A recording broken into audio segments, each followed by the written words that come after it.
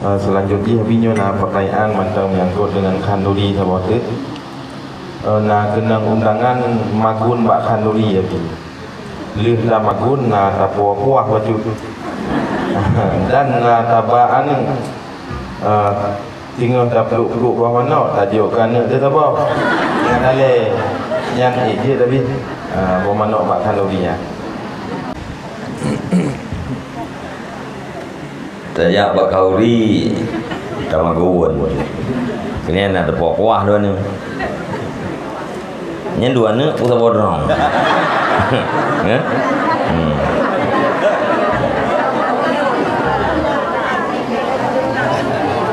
Ledu orang tidak periksa rumah ke telum kauri ko. Iuk ranjang yang kabeh kem. Kauri pai rumah je, iuk peretah ganya kabeh kem kuah tu. Ni kepuah nak habis baju. Monya dua neng nyan gebi. Ada cerita je mono kita yang. Atra je yang kerja ke makanan kita yang pertama dalam perutnya pastikan ahli. Monya tak puah kuah dua neng. Kuah to dua neng. Gebi le rumpo ahli. Atau tak puang ket becut gebi le rumpo ahli. Kadang-kadang hai meno nyo saudara ngeuyan. Kalau pegahnya tenwon tu kuah dua ni. Man tak cong ket dua ni. Dasarnya itanya tatang yang idin. Nak buku. Keperasaan ni meno jo ukuran halianya ni kira meno ni tejak pelumah bau rumpo kauri.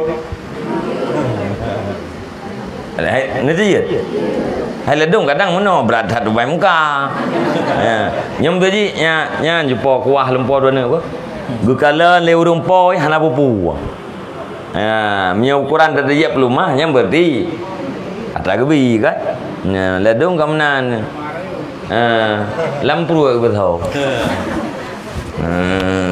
Kepi lawa le jumpa ke mana yang kuah ni. Nyam nya ukuran-ukuran kayaknya nya hali. Ya. Jadi pastikan berhalil. Ali yang menanti buah manok ya. Itanya dah masuk ke dalam pelalayan ni ada.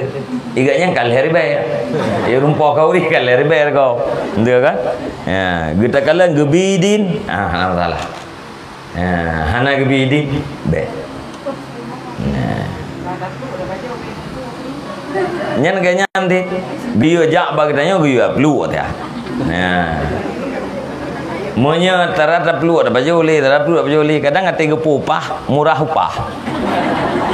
Ngan habis ke itiraf katanya murah upah. Yang kah narida gitu. Leuh ngerek yang ke matawai. Mengadap upah. Pada dorayong tu. Kah